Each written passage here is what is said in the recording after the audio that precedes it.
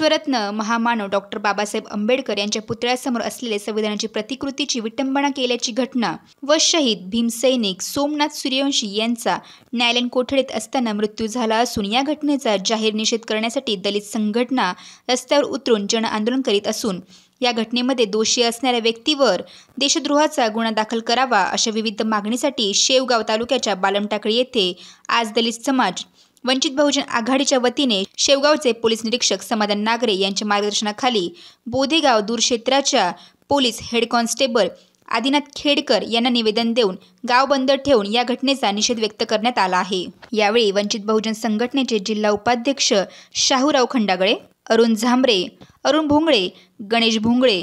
मुरली अण्णा भोंगळे, सुरेश भोंगळे, राजूभाऊ इंगावले, भास्कर पटवेकर, संतोष भोंगळे आदींसह समाज बांधव मोठ्या संख्येने उपस्थित होते।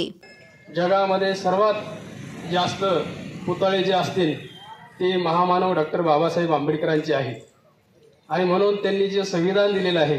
त्या संविधानाच्या माध्यमातून या देशामध्ये विविध प्रांत होते,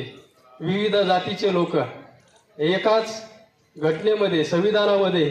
गुंफवण्याचं काम